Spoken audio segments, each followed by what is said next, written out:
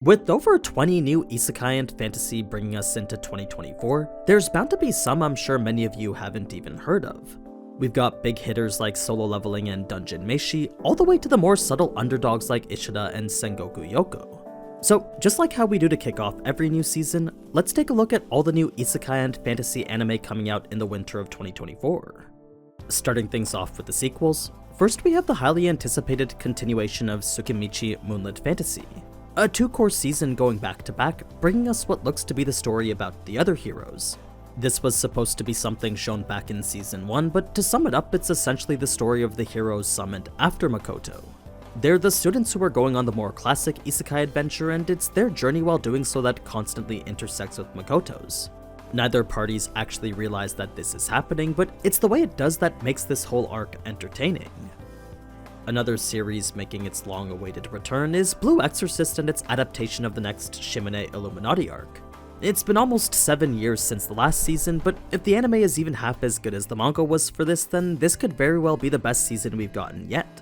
We just need to hope that the new studio can do it justice. Next, we have the second season of Mashle, which if you've seen the first, then you already know what you're getting into. It's just Harry Potter if you replaced Harry Potter with Saitama. Banished from the Hero Party is also returning, so if you liked the wholesome slice-of-life fantasy romance of the first season, then that's pretty much what you're gonna get with this season. Now, that's all the anime returning after a full season break, but if we're counting the fantasy that started last season, we have Frieren, Shangri-La Frontier, and Ragna Crimson all continuing straight through to March. That's 3 quality anime that are following us into the next season. So, even if these next anime don't really appeal to you, at least you have these 3 to fall back on. To start things off with all the new isekai, first we have My Instant Death ability is so overpowered, no one in this other world stands a chance against me. It's a light novel adaptation from the studio behind Tomodachi Game, bringing us a full-class isekai similar to Arifureta. The one thing about the protagonist, though, is that he's kinda like Ainz if Ainz didn't have a purpose. What I mean is that, just like how it's mentioned in the title, our main character has an instant death ability that he uses to kill anyone and everyone. He's not this hero that fights evil and defends the weak, but is instead this person that does what he wants and kills who he wants. So, it doesn't matter whether you're good, bad, young, or old. If it meant he was being inconvenienced, this character would literally kill any number of people to prevent that. It's an interesting premise that I suppose takes that power fantasy aspect to the extreme. Next, we have Tales of Wedding Rings, which somehow approaches isekai in a way I haven't yet seen before. Our protagonist gets isekai'd and becomes the Ring King, and it's his job to defeat the Abyssal King by creating a harem for himself. What that means is he basically has to get 5 wives so he can get all 5 rings, which in turn will grant him the power to defeat the big bad here. It's a very straightforward premise, yet one I don't think we've seen done in isekai before. I don't know if that means it's gonna be good, but it is different and it does have fan service. Now, I have talked about this next anime before, but as a reminder, this is the wrong way to use healing magic. It's the story of an average student who gets isekai'd into a new world, realizes he has an affinity for the extremely rare healing magic, then starts using that magic for offense instead of support. Normally this would get any healer flamed out of their party for being useless, but it's here that everyone instead just stares in terror at how OP he's become. It's a comedic isekai that focuses on the dynamic between the main character and the crazy sensei teaching him how to use his healing magic. Next is the first of 2 villainous isekai coming out this season, and it's this one that blends the genre together with a bit of power fantasy. You see, while normally most other villainous isekai are lighthearted comedies with a bit of romance, this one removes that romance and brings in an OP main character to replace it. The girl who reincarnates as the main boss from her favorite otome game realizes she's the character who she thinks she is, then spends her childhood training in the dark magic she knows she specializes in. It's by the time she grows up and enters school after that all that training is made apparent as her max level and stats are revealed to everyone. It's enough to make them think that she's some type of demon lord. So, despite her goal being to live a quiet life in the background, that unfortunately isn't possible when she's creating literal black holes right in the middle of campus. The other villainous anime coming out along with it is the 7th time loop one, which is more of a ReZero type story. Our protagonist finds herself engaged to the very person who's killed her in her past lives, and it's the experience from those loops that she needs to use to break free from this one. If she doesn't, then she'll be reborn again and have to start life all over again. It's not a story many people have read the source material for, but of the small few who did, they did say it was good for the fantasy and romance it had. Next is Studio Mascot's adaptation of The Weakest Tamer Began a Journey to Pick Up Trash, which is the first full anime to come from the studio who made the Cyberpunk 2077 ED music video. So, the anime may sound generic based on the light novel name that was given to it, but the quality of the animation does look better than many of the other anime that we're getting this season. As for the story itself, it's a pure survival fantasy focusing on this unlikely duo of Tamer and Slime. This girl can only tame the weakest level 1 slime that she can find, and it's them two together that must salvage whatever trash they can in order to survive. An isekai that's somewhat similar yet vastly different is the more wholesome slice-of-life Fluffy Paradise. It's similar because the protagonist's powers are kind of like that of a tamer's, but different because she doesn't really have to struggle at all. Unlike the main character from Weakest Tamer, the girl in this isekai is loved by all non-human beings, making for a show where every scene is filled with all these heartwarming interactions just like this one. Now, the last isekai coming out this season is Studio Silverlink's adaptation of the light novel Sasaki Peeps, a story about a corporate slave who starts living life once he gains the power to start crossing between the real world and a fantasy one.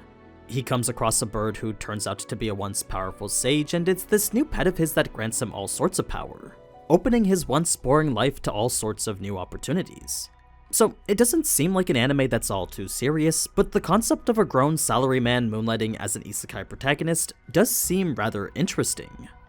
Now, there is one other isekai that I haven't mentioned yet, but with no trailer to really showcase anything at all I'll say is it seems like interspecies reviewers but with hot springs. Switching over to the pure fantasy series now, first and foremost we have Solo Leveling.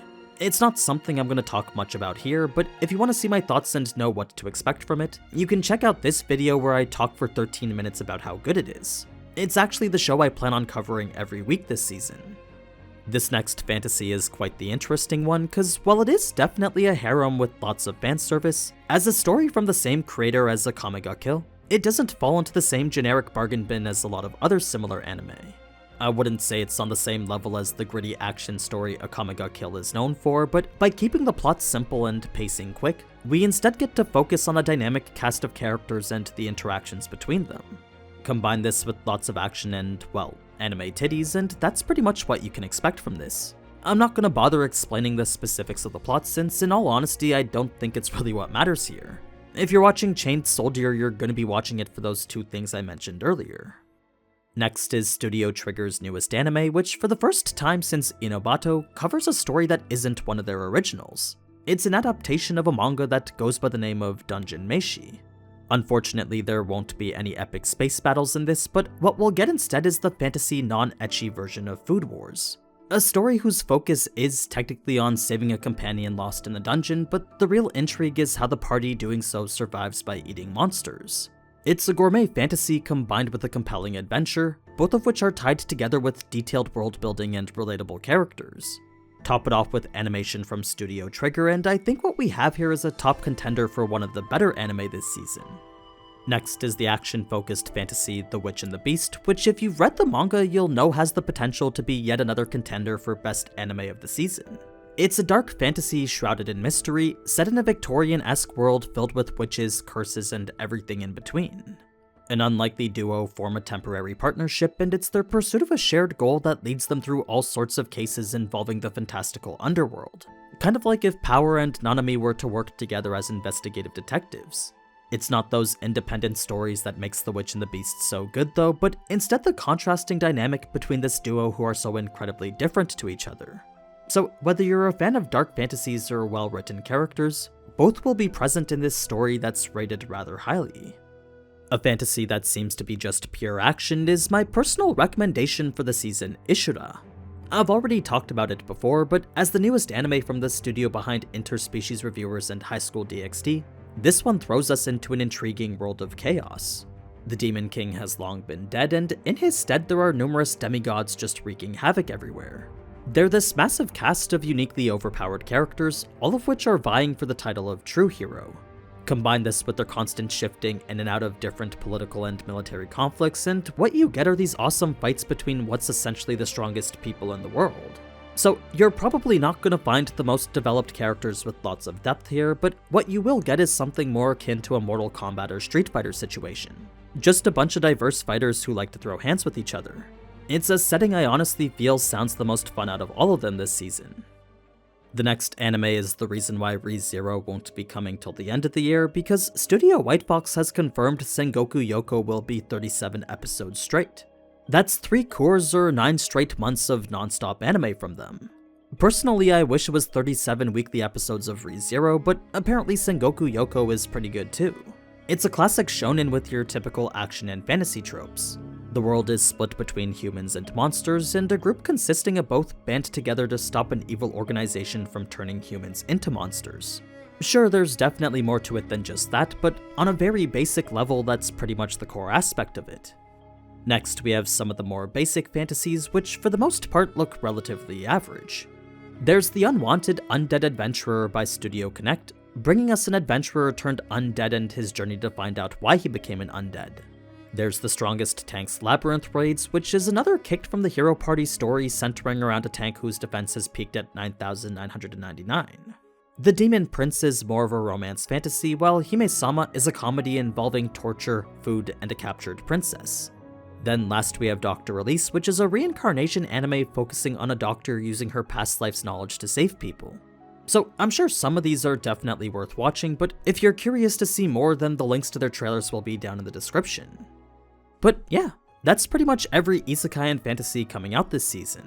If any of them caught your interest, then be sure to let me know which of them that you plan on watching. For me, there was actually quite a few that seemed rather promising.